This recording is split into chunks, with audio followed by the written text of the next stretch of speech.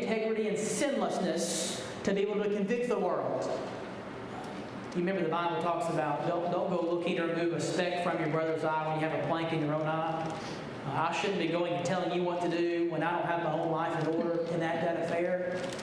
Jesus would not be a very good judge if he lived the same sinful life that we do.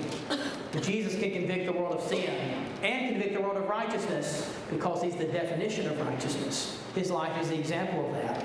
Romans chapter 3, on the other hand, gives us kind of the definition of God's holiness and God's righteousness. Romans chapter 3 in verse 5, Paul writes, he says, "But if our unrighteousness serves to show the righteousness of God, what shall we say?" Hey, if we're supposed to be people that are showing God to others, how are we doing that?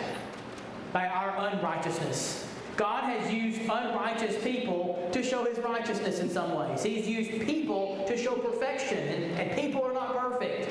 But God is righteous, and He's even used unrighteous people like you and me. That God is unrighteous to inflict wrath upon us. I speak in a human way. Now, verse 5, I'm pulling that out of context. We need to read the whole thing. But Paul's asking that question, is it unright for God to send His wrath on us? That's us thinking human ways. That God, it's not fair that you do this. Or God, it's not fair that I go through that. But God is right. God is. And so it's not right for me to question. Jump over to verse 25.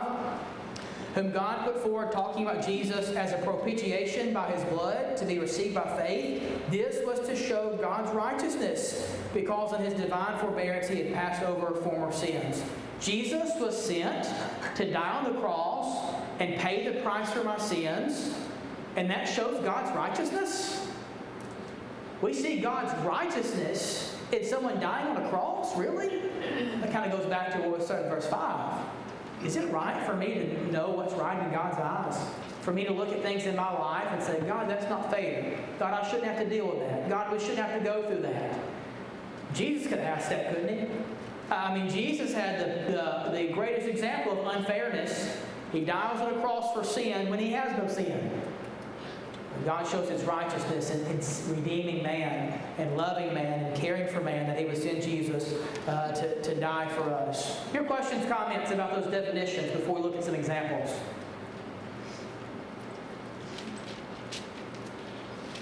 There are some people in the Bible that the Bible calls righteous. Now, there are a lot of righteous people in the Bible, and we'll make a list maybe. But there are some verses that explicitly say this person was righteous. Some of these people will probably come to our mind. Others of us may kind of think, really? Out of all the Bible, these people are called righteous? So we begin in Hebrews chapter 11 and thinking about Abel.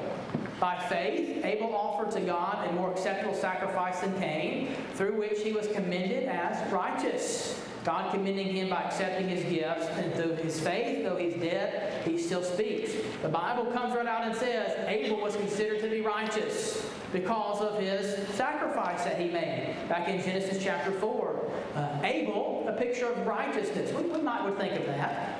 And he said, even if some of the most righteous people were a part of it, they still couldn't help you because of how unrighteous you have been. Even if Noah, Daniel, and Job were in it, as I live, declares the Lord God, they would deliver neither son nor daughter. They would deliver but their own lives by their righteousness.